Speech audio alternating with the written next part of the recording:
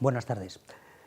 Estamos en la Biblioteca Regional Joaquín Leguina para presentar la segunda versión de una iniciativa creada desde la Asociación de Editores de Madrid. Yo soy su presidente, Manuel González, y esta iniciativa, que se llama A Doble Espacio, lo que pretende es, a través de un diálogo entre un autor y un editor, establecer algunas líneas por las cuales de la conversación puede salir el por qué se publica un libro, por qué se escribe un libro, y lo que el editor y el autor tienen que convenir es para qué se publica un libro. Ese tipo de preguntas que habitualmente nos hacemos en la vida, en este caso cuando se habla de los libros, también tiene significado. Nosotros, los editores, en este caso los editores de Madrid, lo que pretendemos con estos encuentros es conseguir que, por un lado, las razones de la creación intelectual, que es la de escribir un libro, tengan el respeto que se merece. Pero por otro lado también, no tenemos ningún reparo en confesarlo, lo que pretendemos es que el público sepa qué es un editor, qué hace un editor, por qué el editor puede ser alguien de mucho valor en la cadena del libro, o sencillamente, si las cosas no pintan en la dirección en la que correctamente debería valorarse nuestro trabajo, es una figura a extinguir. Es nuestra obligación intentar que eso no suceda, y para eso siempre queremos contar con buenos libros y buenos autores. Si no hay autores, no hay libros. Es cierto que, afortunadamente, el legado que representan los libros a lo largo de miles de años, desde que existe ese soporte por el cual se transmite el conocimiento o se transmiten las emociones, los sentimientos, nos han dado un legado extraordinario, un legado que puede continuar, y creo que continuará durante mucho tiempo. Pero las vicisitudes por las que pasa la industria en este momento hacen que el papel de los autores y de los editores estén en continua evolución, y es necesario responder a esos interrogantes, a esas demandas, a esas situaciones que el tiempo nos está planteando, y es mejor hacerlo desde una perspectiva sincera, por la cual pues el editor expresa cuáles son sus anhelos, sus temores y sus procedimientos, y el autor nos cuenta qué es lo que le mueve, por qué tantas horas de trabajo, tantas horas de investigación para conseguir que alguien publique lo que él ha elaborado, lo que él ha trabajado, con resultados siempre inciertos. Con lo cual, editar sigue siendo una aventura. Para ser editor, yo creo que algunos de los requisitos que se necesitan, aparte de un mínimo bagaje cultural, es mucha osadía, y por eso es conveniente que un editor esté hoy aquí sentado frente a un autor, porque él va a explicar las razones por las que considera que hay que seguir publicando y cómo hay que publicar, y el autor tiene que seguir explicándonos por qué quiere escribir y para qué quiere escribir. El autor es Luis Alberto de Cuenca, el que hoy nos acompaña esta tarde. Presentar a Luis Alberto es complicado porque tiene un currículum muy extenso, y no por la edad, ¿eh? Que también. Que también. Pero no, la edad se lleva como con resignación y con entusiasmo en algunos casos. Pero yo creo que Luis Alberto, a lo largo de todos esos años en los que con 20 años ya publicabas, me parece, pues a partir de ahí lo que le define, como, aparte de como investigador, como profesor, como cargo político, que ha ocupado cargos dentro de, por ejemplo, ha sido director de la Biblioteca Nacional, ha tenido en el Consejo Superior de Investigaciones Científicas también un puesto de mucha relevancia, es profesor universitario, aparte de haber estudiado filología clásica, no sé cuántos idiomas habla, bueno, eso tampoco viene al caso, pero su labor como poeta, que es muy variada, y como escritor, le lleva a estar permanentemente, me decía Jesús, su editor, con el que va a compartir esta tarde, que es un personaje incorregible, es decir, que no para de investigar y en buscar cosas nuevas que le tienen continuamente en acción y motivado para buscar temas, iniciativas, ideas. Y frente a él va a estar Jesús Ejido. Jesús es leonés, no pasa nada, puedes seguir presumiendo de ello. No, si no tengo la culpa. Es editor, antes ha sido periodista, y yo creo que no ha abandonado la labor periodística, pero desde hace unos años, ya bastantes años, en Reino de Cordelia, que es la segunda editorial por la que ha pasado, pues ha decidido hacer libros. Y libros encima bonitos, o sea que es una cosa ya, lo de la osadía en este caso se comprende muy bien. Y Jesús ha trabajado en la idea de crear libros que a él le gustan, para que el público comparta. Yo me voy a callar ya, voy a dejar a que nuestros invitados intercambien opiniones, ideas, y luego, como antes os hemos explicado, pues vamos a dejar un cuarto de hora o lo que sea menester para que vosotros, el público, también podáis intervenir e interpelar. Muchas gracias. Buenas tardes. Manolo. Muchas gracias. Gracias.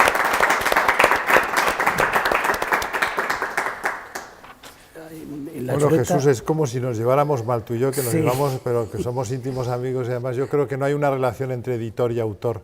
Yo creo que somos casi autores los dos y editores los dos, ¿no? Es lo que te iba a decir, que viendo la chuleta, pone relación entre autor y editor, imagino que relación casta, por supuesto, pero que... Imagino, hombre, habrá de todo. Habrá de todo.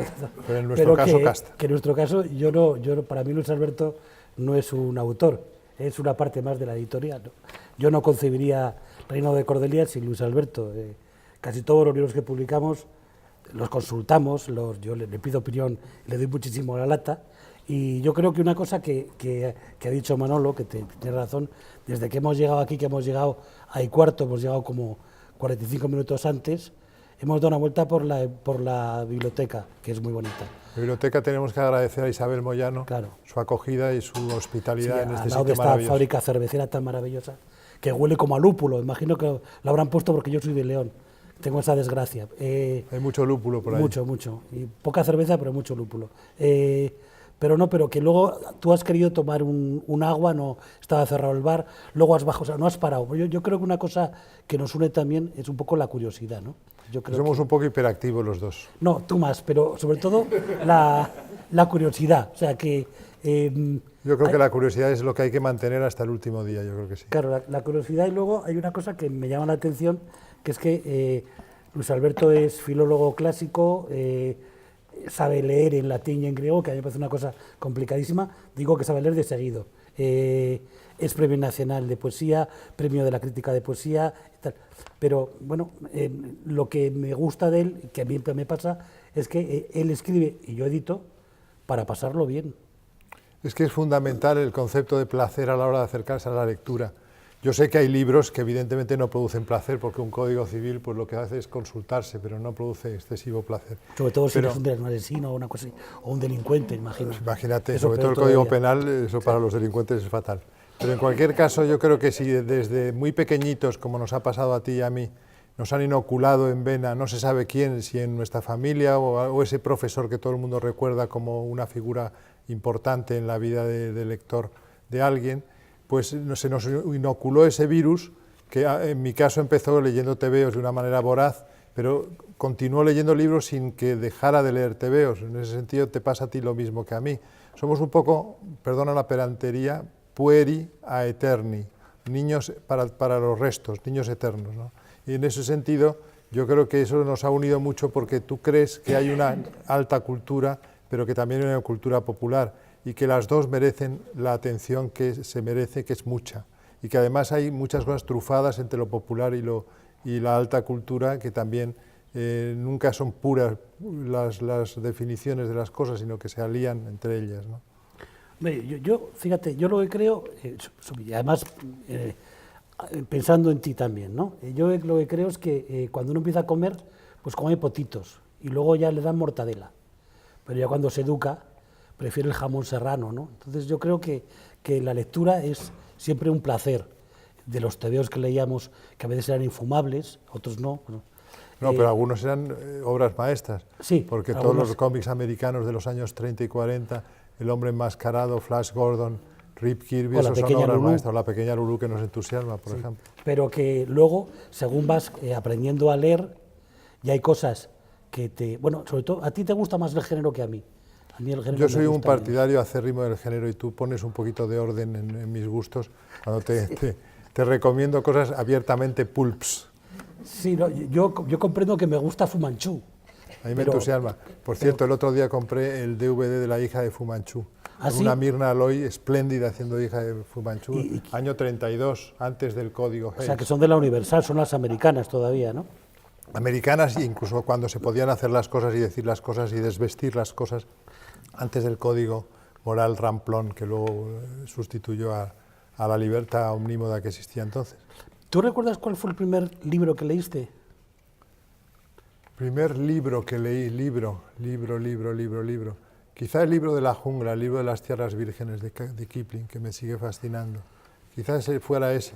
Pero es que lo tengo todo muy perdido en cuanto te veo y libros, ¿sabes? Lo tengo muy mezclado.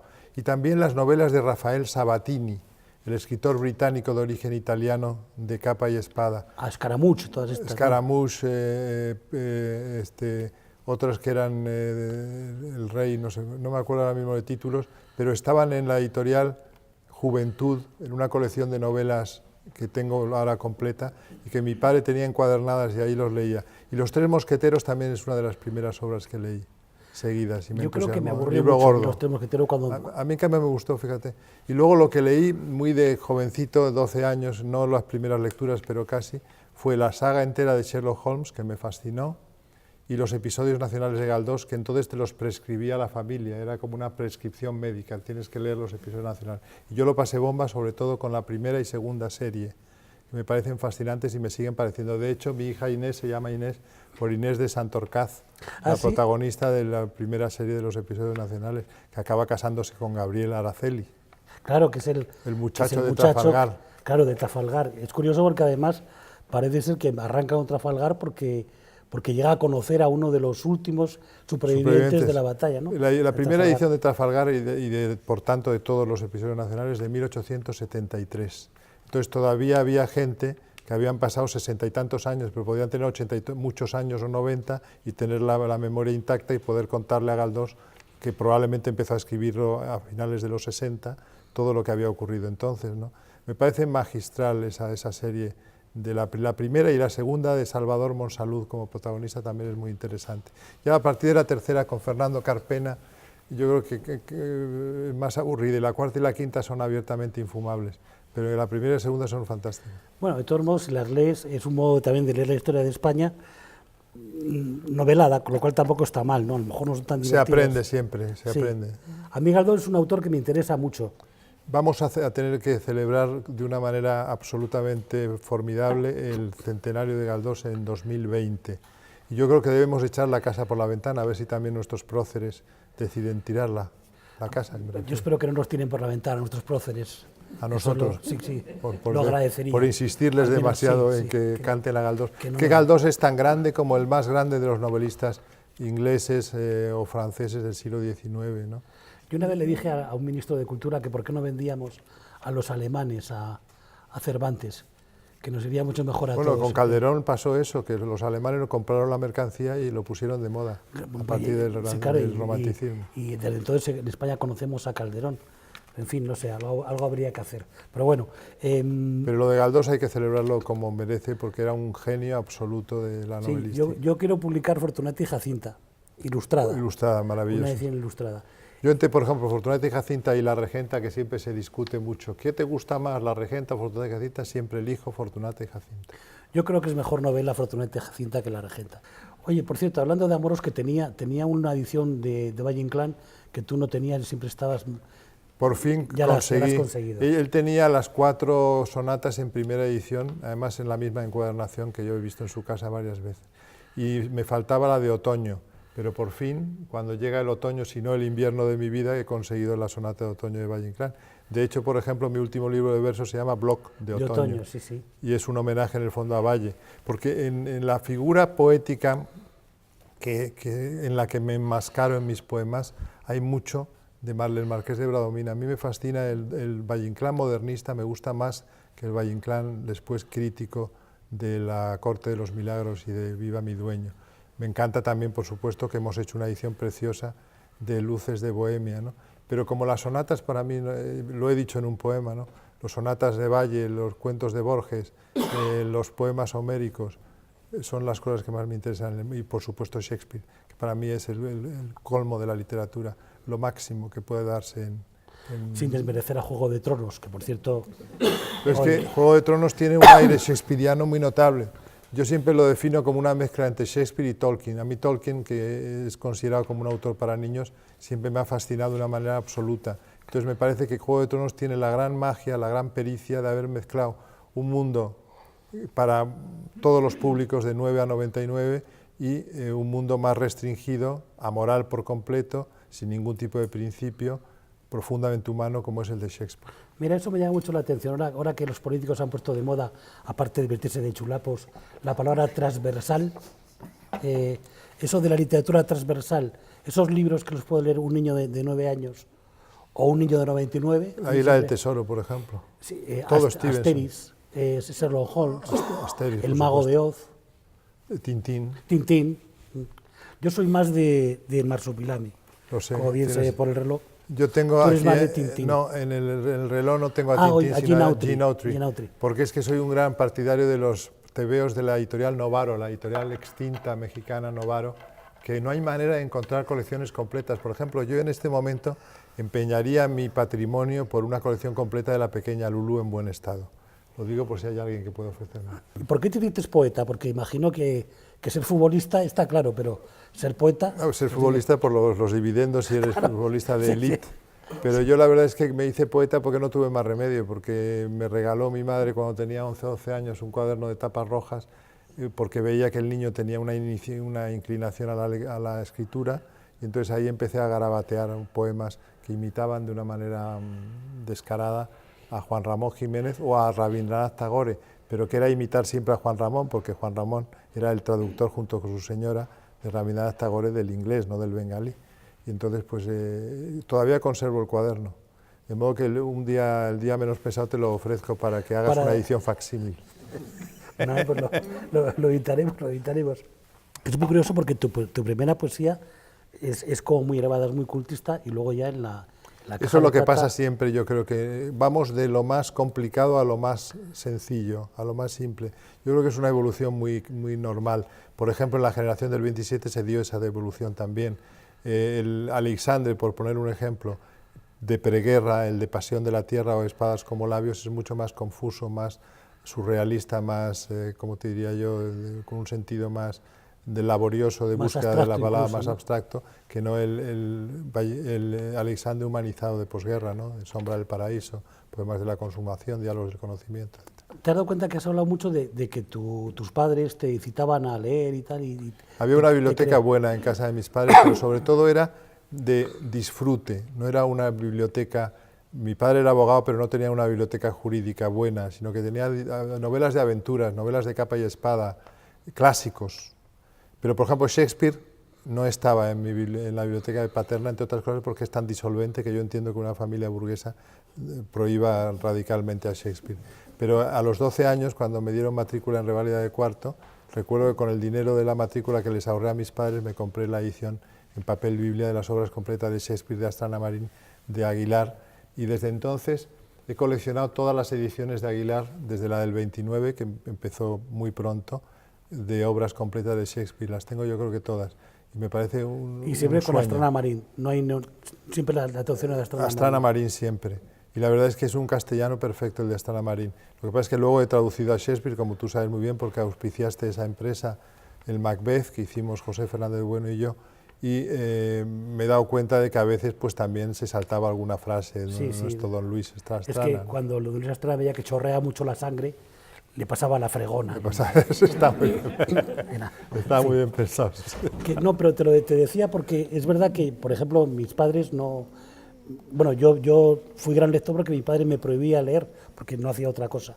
Entonces eso me incentivaba. Claro. A mí me incentivó que mi padre era aficionado a los trenes eléctricos, tenía una fabulosa habitación con una instalación increíble en que había trolebuses, funiculares, que todo funcionaba. ¿No? Pero a mí no me interesaba, a mí me interesaban los tebeos, precisamente porque lo tenía en casa y mis compañeros de cole me decían, pero bueno, ¿cómo sales de esa habitación donde tiene tu padre el tren? Märklin, por supuesto. Y entonces yo decía, pues porque lo tengo en casa, precisamente. Claro, yo hubiera sido más ferroviario que tú, un tren eléctrico. Pero los juguetes nos gustan a ti, a mí también bastante. Sí, los muñecos también. Los muñecos, sí, de cómics. Yo tengo una cerda Peggy a la que adoro y tú tienes un Ben Green con gabardina, la cosa de los Cuatro Fantásticos. La cosa que la tengo y la Venus de Willendorf que no falte. Sí, es verdad. La tengo también en mi Pero mesa de fíjate, lo que quería que comentáramos, cómo socialmente, cuando éramos nosotros pequeños, la cultura, o ser culto, o que leyeras... Molaba. O sea, era algo que estaba guay, ¿no? Y ahora, sin embargo, yo escucho muchas veces por ahí, no sé si tú lo has oído también, yo no leo nada, en fin... como algo como de prestigio, que da prestigio, ¿no? Sí. Efectivamente. De las muchas maneras de editar, lo que intentamos hacer cuando editamos, eso lo hemos hablado muchas veces también, es hacer algo que sea ameno, que esté bien, que sea fácil de leer y que sea agradable de leer, ¿no? Y que al mismo tiempo sea respetuoso, por supuesto, Y muy textualmente. respetuoso también, sí, que esto sea siempre traducciones muy cuidadas. Estamos traduciendo hasta Van Dyne, que nos hemos dado cuenta de que las policíacas de Van El Dyne... culpable fui yo, ¿te acuerdas? Sí, sí, completamente. De Van Dyne. Completamente. O sea que si te arruinas con Van Dyne, No. tienes que mandarme a Nos los dimos cuenta de padrinos que a casa. Van Dyne tiene unas policíacas muy... Son 11, ¿no? O 11 o 12, no me acuerdo. 11 o 12. Vamos a ver si llegamos a todas. Pero de verdad os lo recomiendo a Van Dyne, es uno de los escritores de novela policíaca más geniales que ha habido nunca. Fijó las reglas que debían concurrir en la elaboración de una excelente novela policíaca y siempre, por ejemplo, una de las reglas era que el asesino no podía ser el mayordomo de ninguna Sí, bueno, manera. reglas que no cumple nadie, porque una es esa, pero otra, acuérdate, que es que el lector tiene que saber siempre lo mismo que el detective, que no le puede engañar nunca al autor. Y Philo Vance es un tipo tan listísimo que nunca puedes estar a su altura. Philo Vance además es una persona tremendamente snob, siempre está hablando de jarrones Ming, Sí, sí. va a las salas de subastas con una asiduidad es de tremenda, una pedantería está brutal. forrado y es un tipo verdaderamente maravilloso. Philo Vance, por favor no lo perdáis, que no lo conozco. Bueno, pero cuando las tradujimos, porque Alberto, que tú querías que incorporase ese policíaco, que aquí había publicado Aguilar en sus tiempos, hace ya muchos años, bueno, descubrimos que había, pero páginas enteras desaparecidas. Porque recuerdo que además en una de las En las novelas, ediciones de Aguilar, quiero decir. sí, en todas las que había en España, además todas... Es que la manera de traducir de aquellas editoriales Juventud Aguilar de aquella época era cargarse párrafos enteros cuando no se entendían. Claro, me dice María, María Hermana, que era la traductora, dice, oye, déjame la edición de Aguilar, porque tengo un problema textual que es que no sé cómo lo ha resuelto. A ver cómo lo ha resuelto él, pues, No, evidentemente. tijera Y manta. y Tijera resuelto, y ¿no? manta. Y es muy curioso porque además, una cosa que tiene Philo Vance, que a ti te gusta mucho, a mí también me gusta, pero no Pero tanto, menos. es que pone... ¿A ti te gusta Maigret, por ejemplo? Que yo A no mí lo me gusta soporto? mucho Maigret, sí. No soporto. Claro, pero a ti te gusta mucho Agatha Christie y yo lo tiraría Agatha por el Christie me tren, encanta. nada más salir ya lo tiraría por el tren. Ya. Me encanta, la vieja Agatha me encanta. Yo le empujaría, sí. Pero que tiene muchos gráficos, tiene muchos mapitas, en fin, editarlo te hace ser un poco delineante. Y las ediciones españolas también se lo sabían. ¿Sabes quién es otro autor que, por ejemplo, en el Grupo Anaya editasteis en la colección tus libros que a mí me fascina? Gastón Legoux. Me fascina. A mí me gusta menos, me parece más aburrido. A mí me parece que mezcla habilísimamente el folletín con la novela policíaca, en una mezcla, a mí, ya sabes que a mí me encanta el folletín, Sí, entonces disfruto con Larsan, con el perfume de la dama de negro y con todo lo que rodea a Goulet-Aville. Yo me aburrí mucho leyendo el misterio del cuarto amarillo. ¿En serio te aburriste? Mucho. Y luego, ¿este no es el autor también del Fantasma de la Ópera? Sí. Me aburrí muchísimo. Fantasma de la Ópera no lo pude comprar en Nueva York en The Mysterious Bookshop, que era una librería especializada en novela policíaca y de misterio, porque me pedían el equivalente a 600 euros entonces y no los tenía. Pero vi la primera edición, un pulp delicioso de 1912, creo recordar. Fantasma de la Ópera es otra obra inmortal. Legoux hay que canonizarlo. Pues a mí me aburre, pero sin embargo no me aburre nada, que me gusta mucho y a ti también te gusta mucho. También porque sí, del género, más que lo policíaco, a mí lo policíaco no creas que me... Pero sí me gusta mucho el terror, eso... A mí el terror me gusta también. Sí. Todo lo que sea género me gusta. Y por ejemplo el Drácula, sí que... Drácula coincidimos en que es una de las claro, grandes novelas sí. de la historia de la literatura universal. Sí, una Ojo, maravilla. no del género. Sí. Es una novela epistolar de la misma categoría, por ejemplo, que las amistades, las relaciones peligrosas, mejor dicho, Les Liaisons dangereuses, de 1782 de Choderlos de Laclos, que es otra novela que también merecería una nueva, ser revisitada, como se dice ahora, de una manera un poco Pues es pedante. un novelón también de gran tonelaje, que dirían. No te creas que es tan largo, ¿eh? Yo tengo la primera edición de 1682 y son 4 volúmenes de 120 páginas cada uno. Creí que era más larga. Hombre, Drácula yo creo que es una novela apasionante y además es la típica novela que cuando a alguien se la recomiendas haces afición, ¿no? Porque un problema que tenemos es que la gente recomienda que lean los niños unas cosas que no son para niños. Drácula tienen que leer los niños para que no se mueran de miedo a partir de los 15 o 16 años. Yo creo que antes es un poco prematuro. Bueno, pues sí. Que sea Ahora cualquier pregunta será bien recibida. Es un placer, como siempre, hablar contigo y quería mencionar tu labor de recopilador y casi editor, porque recuerdo que me regalaste un libro de tu abuelo, unas memorias, en las que casualmente abrí la página y aparecía un tío abuelo mío y una poesía que en mi casa siempre se decía y yo no sabía a qué venía, que era la de tu bisabuelo. Pues mire usted, doña Tomasa, esto de la raya pasa y yo no paso por esto. O usted se muda de bisiesto o yo me mudo de casa. Eso lo recitaban en mi familia, no sabía muy bien por qué ni dónde lo habían sacado y al abrir la página era con un poema de mi bisabuelo. De tu bisabuelo, que era compañero de juergas de un tío abuelo mío. Un tío bisabuelo tuyo, probablemente. Un tío bisabuelo mío, sí. Es que mi bisabuelo, que nació en 1849 y murió en 1927, hacía todos los días en los periódicos más vendidos de España un poema burlesco, satírico, en broma, en coña, hasta el punto de que se conocen más de 10.000 poemas suyos, de carácter, digamos, ¿cómo se dice?, festivo, es la palabra. Y entonces yo creo que mucha gente leía los versos de Carlos Luis de Cuenca sin saber ni siquiera quién era Carlos Luis de Cuenca, sino que el poemita que aparecía todos los días en el periódico. Y en tu casa, como en otras muchas casas españolas, probablemente se sabían de memoria algunos de los versos divertidos, rimados de una manera virtuosísima por mi bisabuelo, y se repetían y se llevaban de padres a hijos y de abuelos a padres, ¿no? Entonces eso me hizo muchísima ilusión, Zote. Me alegro que lo hayas contado aquí, que además como tenemos tele y nos van a filmar, está muy bien que permanezca aquí. Pero, la amistad entre tu tío bisabuelo y mi bisabuelo. Pero yo creo que eso es el lujo mayor de un poeta, es que la gente sepa sus versos sin saber de quién son, ¿no? Como muchísima gente sabe las canciones de lo que está Mondragón, que no sabe que son tuyas. Efectivamente. Hola, amor, yo soy el lobo. No, pero incluso, y algún haiku, por ejemplo, me encontré en el Vips con unas ediciones enmarcadas de un haiku mío que se llama Viajar a Marte o al cuarto de la plancha, pero contigo. Ese es el haiku, se acabó ya el poema. Y entonces no ponía el nombre, y luego me cabré, llamé a lo que ponía la tal y recuperaron mi nombre. Pero quiero decirte que eso me hizo mucha ilusión, efectivamente. El anonimato es el estado más alto que puede alcanzar un escritor. Claro, los cuentos en verso de Rubén, que nuestras madres recitan y saber que estaban recitando a Rubén. Bueno, de hecho, ¿no? hicimos, en homenaje a tu madre, en paz descanse, hicimos un libro muy bonito que era Margarita, está linda la mar, y otros cuentos infantiles de Rubén. De Rubén pero no lo llamamos a Margarita de baile, que es como se llama el poema. Lo llamamos Tamboreta, Margarita, Tamborita, Margarita, y otros cuentos en verso de Rubén Darío. A Rubén le pasa eso mucho.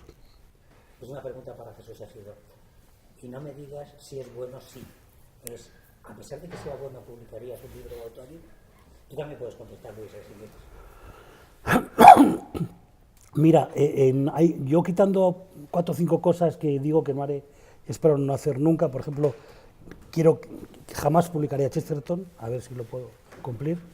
Pero quitando eso, yo no sé, depende. Hombre, ¿quién ha robado mi queso? No. De hecho, hice un cartel que sentó muy mal, que era una caricatura de Bárcenas, leyendo quién ha robado mi queso, y ponía: un libro ayuda a triunfar.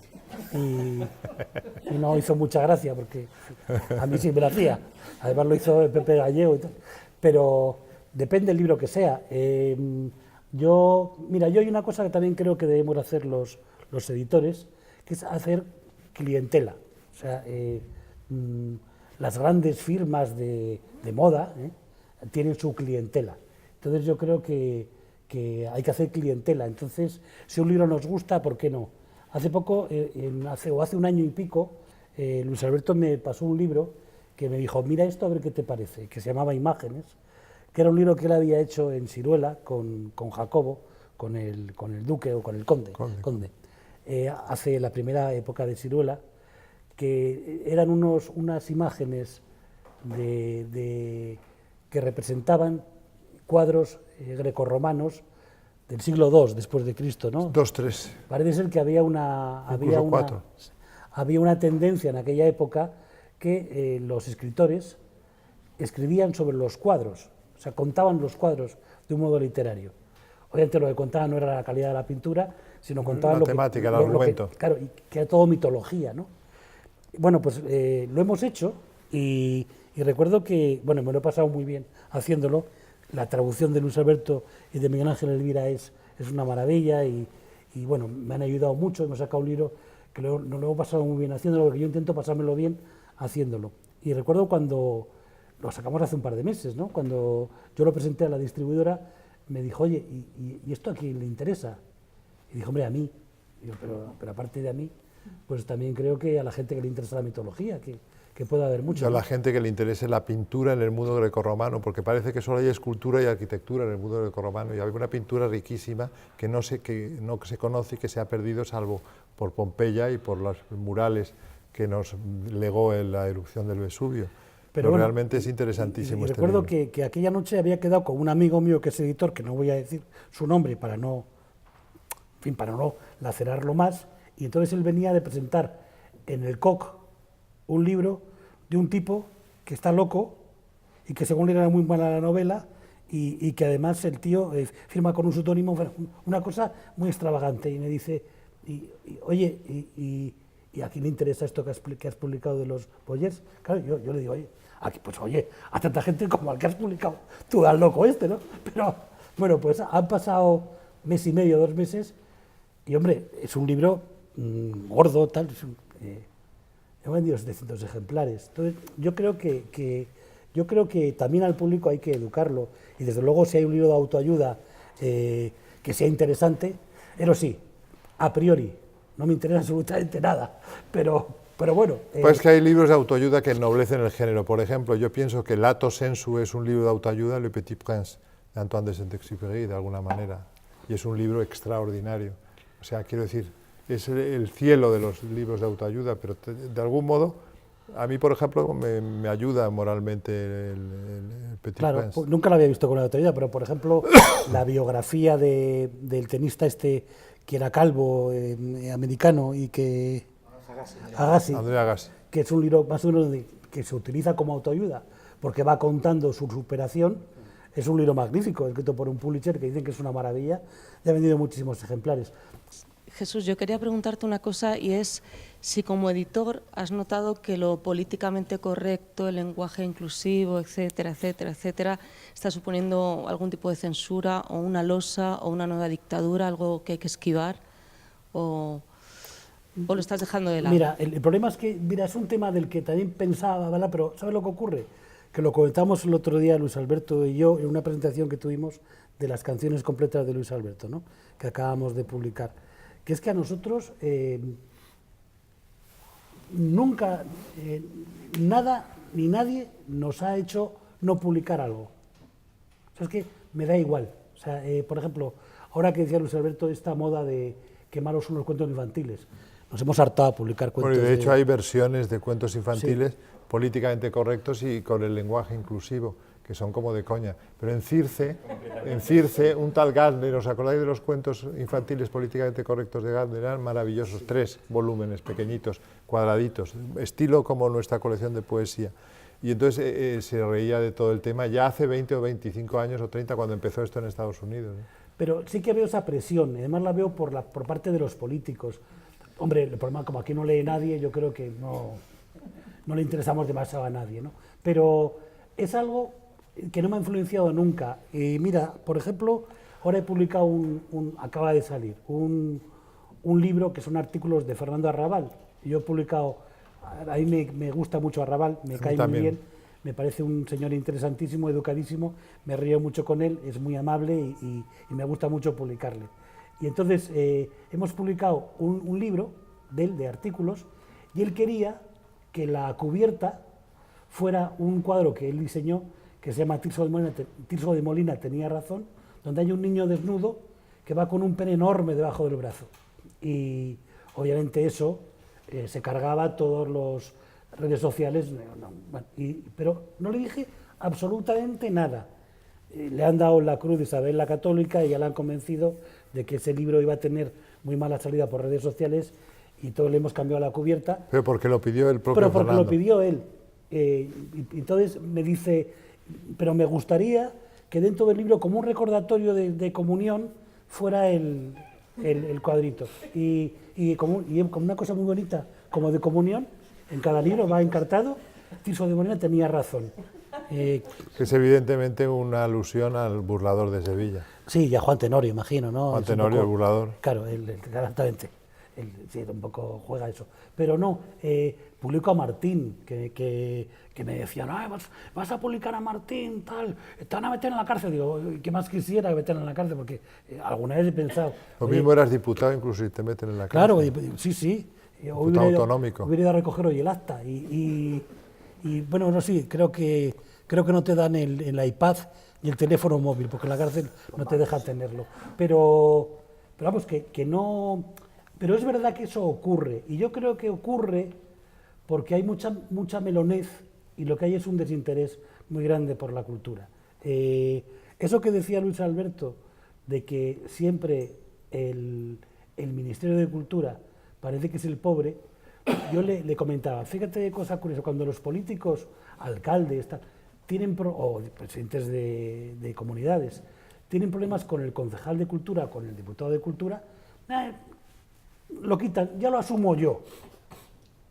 Oye, y cuando tienes problemas con Hacienda también dices tú, ya lo asumo yo. Yo cuando era periodista, a eso de las 8:30 de la tarde, 9 de la noche, solía llegar un tío por la red diciendo, un anuncio, que era un anuncio que entraba a última hora. Claro, cualquier redactor jefe a esa hora mataría el del anuncio. ¿Dónde caía siempre? En cultura. Por eso yo empresa jamás hice cultura, para que no me pusieran el anuncio. Y decía de política y economía, que era lo que primaba. Pero hay un desinterés muy grande por la cultura, cosa que me extraña, porque yo pienso, ¿por qué los periódicos no dedican más espacio a cultura? Si los compra gente que lee. O los medios, por ejemplo, audiovisuales. Claro, pero me parece un contrasentido. Curiosamente, con toda la crisis económica, ha bajado muchísimo la inversión en cultura. Según yo, un 88%. Según el ministro, un 84%. Bueno, nos separan 4 puntos, le concedemos la duda, ¿no? Y no ha pasado nada, o sea, nadie dice. Entonces yo creo que por eso llegan modas como no, pues hay que, lo políticamente correcto, son tonterías. Yo creo que si la gente leyera y se ocupara de otras cosas, se dejaría de dar pistas. Pero sí, yo creo que hay gente que la afecta.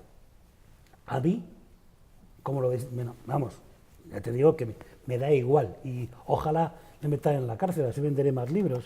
El asunto es que estamos en contra de cualquier tipo de tribunal de santo oficio. Sí. Y ahora se ha creado un tribunal de Inquisición nuevo que está pendiente siempre de atacar o de anatematizar o de marginar a la gente que nos salimos en algún momento dado de la corrección política, ¿no? Una pregunta. ¿Conocéis algún libro que haya podido sobrepasar todos los filtros de la censura, repleto de blasfemias, además de El Tenorio? Tenorio efectivamente es un libro, a mí me encanta el Tenorio, me parece El de de Zorrilla, una quiero arquitectura decir, sí. dramática extraordinaria. Pero está repleto de blasfemias. Es verdad que luego la redención final, a través del arrepentimiento... Pero eso viene sobre todo del Fausto de Goethe, que también Claro. se salva Fausto. Ahí hay una influencia del romanticismo. Claro, es El el pacto con el romanticismo. diablo, pero... Eso es. Pero Pero la- también al final es Margarita la que lo lleva hacia arriba. Sí, la Igual redención a que través del amor, Inés, claro. la redención a través del amor. Yo creo que se podría buscar, pero efectivamente yo creo que a lo largo de los siglos se han escrito muchas cosas marginales, utilizando personas interpuestas, personajes realmente que ofrecen al autor la posibilidad de decir lo que piensa por persona interpuesta. Entonces, en ese sentido... Pero fíjate, Sade, ¿no? Nosotros hemos publicado 100 días de Sodoma. O sea, Claro. es Pero una barbaridad. estaba con- censurado. con El dibujos Tenorio de- nunca. El Tenorio siempre pasó todos los filtros en todas las No, épocas. 120 días de Sodoma estuvo prohibidísimo Claro, hasta estaba un determinado censurado. momento, ediciones clandestinas, etcétera, ¿no? Me parece que qué aburrido es Sad, por cierto. Bueno, nuestra edición No, es divertida por los maravillosos dibujos de Miguel Ángel Martín. Y además Miguel Ángel pero lo que como hace es que escritor convierte los aburridísimo. personajes clásicos en taxistas, ¿ves? Los hace modernos y entonces aquello tiene... No, la genialidad es Miguel Ángel Martín. Sí, aquello tiene otras. Dice Arrabal, por cierto, que una obra que él dice que le repugna, dice que la ha hecho el gran Miguel Ángel, la tengo en la mesilla y la leo poco a poco, dice, y se puede leer, dice Bernardo. Es muy simpático. Bueno, pues parece que hemos llegado al final. No es fácil porque podrían estar hablando, yo creo que hasta el próximo bisiesto, pero vamos a tener que cerrar porque no podemos abusar por razones humanitarias del público. Y yo creo que en ese sentido agradecer a Jesús y a Luis Alberto que nos hayan ilustrado, porque ha sido estupendo, hemos aprendido mucho. Y yo supongo que las cuestiones que estaban suscitadas antes de empezar a escucharles siguen planteadas, o sea, no hemos resuelto nada, pero eso es lo bueno. Si seguimos leyendo acabaremos entendiendo algunas de las cosas que hoy nos han contado, porque ideas han dado muchas. Nada más, muchas gracias y hasta el próximo encuentro. Adiós.